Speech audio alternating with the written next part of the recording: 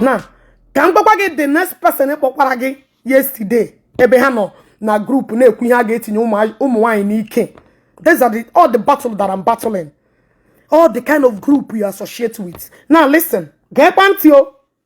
Ị gekwa this one again. Ihe a na-eme ụmụ nwanyị banye. Mba, nwanne mmadụ nke agwụ nke anyị emere onwe anyị na anụ nke anyị emere onwe anyị ọ ga-eme anyị agbara onwe anyị n'ụbọchị anyị eme hangout. Ịghọta, enwero vidio a na-evidio, enwero fon eji ese anything. Ihe ahụ ihe anyị eme na room anọ na room ndị chọrọ ịgba the game akwụnye ha n'ọkụ a na-afụ ya anya. Ịghọta, enwero fon, enwero onye ga-abịa vidio bụ onye etinyere ya bụ ife na-arụ because ihe ahụ ahịa aṅụrị ka anyị bịara inwe nke ahụ ihe dịrị anyị nwa.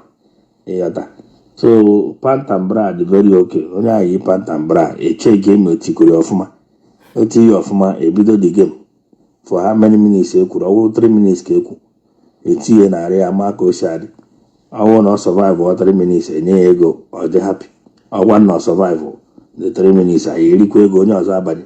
Ịghọta ọ dị we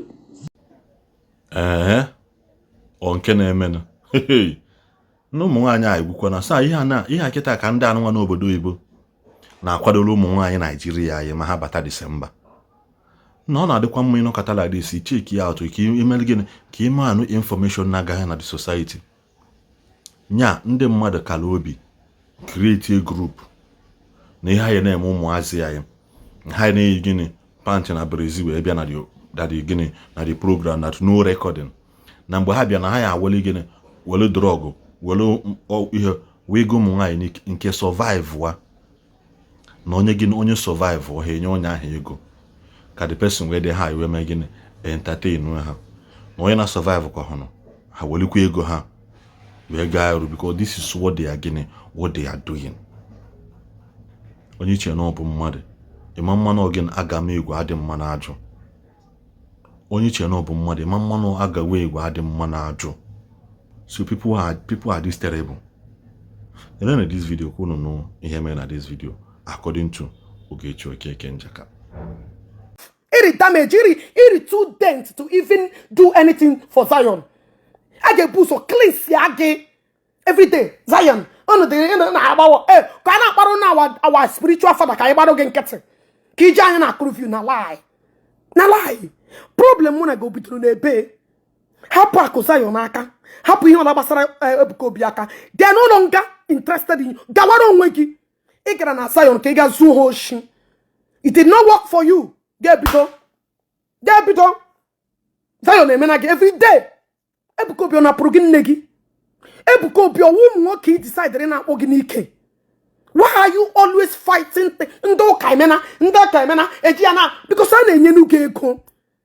A question I na-enye ego. I ga-ewepụta that one we have already given to you. That one ndị Zion nyere gị. I ga-ewepụta ya. You have to bring it out. Very demonic human being. Everything you brought up people need destroy things that never existed. You will bring it to the timeline just to destroy the reputation of a man that did not do you anything. Because in a by all means. Or anybody that don't know. I believe you make baramuni find your banana. I believe Rumiyan. That day, because when we hear you cannot do for money. I believe him the day me perono bam ni fanyu banana. I 100% believe it. Now, any nange challenge go and do test in ikiki. Elo talogo stop calling in the newi. Mbe brula my brother from Osumeni destroy your business here. You did not remember that he's in Newi man. The man Egypt mega arrest before Gagawa Egypt. Egypt. Yeah. Iman all my brother, Iman all was so many my man, Iman all was so many my brother. In matter who now we endorse so many Jidrebube, key destroyer. You do not remember that now you're calling Asimenya, and make off for Kubana chief priest or Kubatano Getchabuela. You told me. Iguaramo. So I believe everything you told me. Nana Naginike. So go and explain to the Newi, me find your bonanagi, Konona Hoge. It's not left for you. It's not left for you to tell them the name we can wear you. I just go lawyer na again. All this sympathy card you are playing, we need destroy people's marriage. We need to put one in doso. Na egwu ha na ihuru ya na okoko hotel ebe a na ara ya na onye ahụ wife material ya eruzie na nke gị. People I want to come and mess with iwu ngba n'anya. Are you normal at all? Konda na-eso gị ho. Did they forget so easily? How the abomination you committed on this blue app? Oh, you want us to no? Jpac ana mabia for mgbe nge bido play wa record. Mgbe ana mabia. Ima please admin anytime I post ndo wula contribute to Jpac, do not delete it. Jpac jinna mu nwura mu wa ga meji everything that concerns even if one ya. Oya kam na check kam na check target. Even if one again aga meji agba ge war. My father is priceless. Would the reason no Buddha. Even if woman have a problem, it's none of your business. Obasa honge. You allow the man make evidence. Listen to it. For those of you that are calling to talk rubbish. That idiot that called you yesterday. Chere? Come bring voice here. You allow me bagi. Ejimia. I don't just talk. When I tell you that somebody was shower, when I'm trying to call shower, you will know. It's the truth. I'm not just making up story. Okay? So not the cap. You know, I'm going to show you I'm in Galilee. Eh, what I go? Sorry, I'll call. Oh, look at it. Not the cap. Not the came off for me. I go 10. Gente. Okay, I'm not going to take it full story. Sharon, that's when you want Sharon. Yes. I have Sharon. Uba. Oh, yeah, go to Gaza. I'm making the story. My prince was this one. Prince I like is this one. Only lazy and another has a prince in a dinner. And then you prince are both on a dinner Sharon. Can you imagine? Now the end of what that email, you have to get your friend prince and call like it. One prince call she over the boy, call nowhere. Prince is no way you're working. Prince I got the boy in Sharon. The boy denied the opinion of who I want to make. That's the phone I'm now. So because of that here now, my prince still wants to go to Shizia Malaysia for. Hey. I was at school here, she's there for. Hey. You need a letter and mother, so when all the labor honey. Hey. No, yeah? No, na mado. Here and there, I could be in Malaysia. No, Julio to La Malaysia ni. Only about getting up on about being near Jurimoya. So she calling you. And them na shake for sharp. Those are the group of companies who getting a shake. Hey, Gisela, Basila Pona.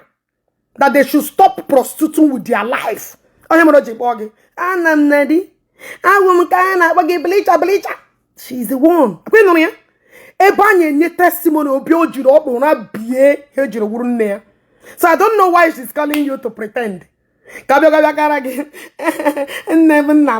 She's a prostitute. Ashimi abazila apuna. Pusheba apuna. Pushite bleaching. Stop decaying your soul. All crime and commentary. You want to go? So I don't know why Ojiri Chori pretended to cover. No. A prostitute traditional apuna po. Then a back pankete. Why ya wala next time? She a weti hunya. Hanos on the dark. You want to go? On the dark. This is our record. You alam again. I'm Jimmy. I'm shaking a man on Mingano Lia. She apple sharpona. Oh, Bukan Oriana or your Brina, George Bucasana, Canada. So when I'm doing, I'm Jemepega people, call happy Bunya because I could not run Malaysia. She needs to stop. Those are the group of sagas. Those are the group of prostitutes. So I don't know why it has become they are all saga members. You want to go? Samam why?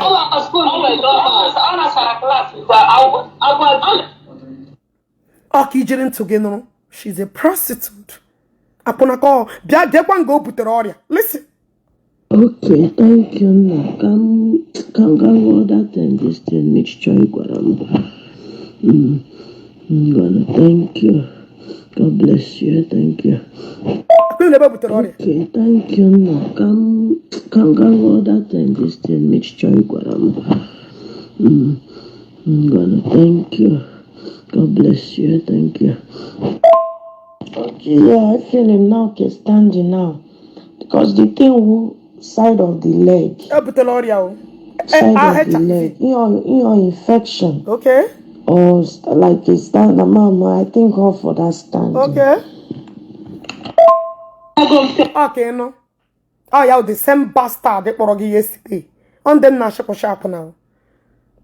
Now, can go back the next person put yesterday. Ebehano na group na ekunya get in wine ike. These are all the battle that I'm battling. All the kind of group you associate with. Now listen, get pantio. This one again. Ihe na eme ụmụ nwanyị banye.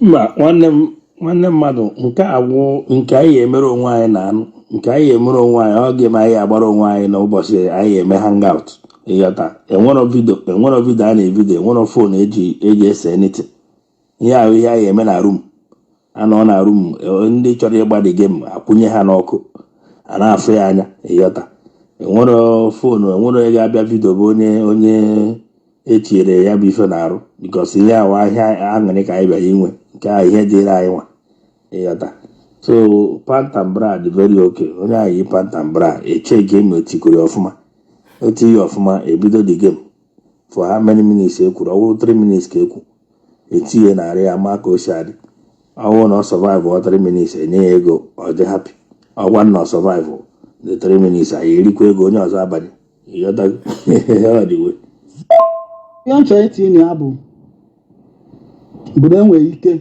eme ebele ka ọ bụ fesi ndị ahụ ịdago ka ọ bịa bịa fesi mana ọtụ ha ekwejiri a ga-adọsa ọtụ dorie ka oke mmanwụ dosa ọtụ gboo wee na-eme competition akọbaziro ndị ahụ alright without that nwanne competition abụrụ ihe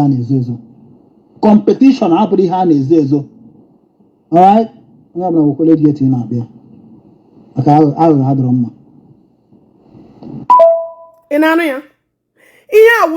those people that called you na console gị all the people mchiherezi lọta ụmụ nwanyị stop using our women nude in the name of business.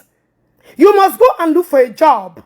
Our women is not a practice of izoha through technology. Did you see it? Those are the people that called you, consoling you yesterday. Plan this December. Come one get just through panta bre, where drug, tinye honey me. A where drug, funny honey me. Did you understand? I may shiki many things in the blog yesterday. I'm about to show you a woman that is allowing her child to video her nakedness so she can sell it. Those are the idiots that called you yesterday. Even you guys, I'm a uchapunu na this blue app. Omo problem. I am the camera that met all of you. Unuka push prostitution. Here we have planning this December. Egite one ya soro pantambara ye me people ya. E were drug fonye ya nimo imipu. If she gets high to entertain them, that is the only thing they want to derive. Those are the idiots that called you. Ogechi is a criminal. Ogechi is a scammer. Ogechi is Ogechi is a killed Mr. B. Ogechi murder their mother. Ogechi will come. Those are the set of people that we are consoling you.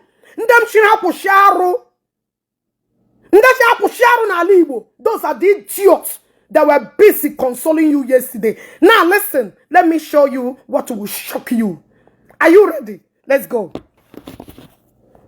Kaigan, Kamishunu, those that you're giving my father's picture to warn me. Those are the character Genahane portray. Jpac, are you not in the group where they are sharing nude? Are you not their member? Then why did you give them my father's? Because I'm fighting them to stop sharing our women nude. Right? And you think they will come and shut me up.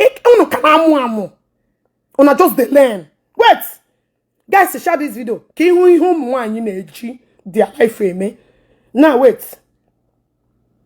Chere? Welcome gabanyero nunke movie. Na shiano. Obode kwechirigo. Awumo na kama. Aruga pushe. Unuga pushi use our women nude to make money. Or go to Vietnam, you need to go and get a job. you useless men has to go to get a job.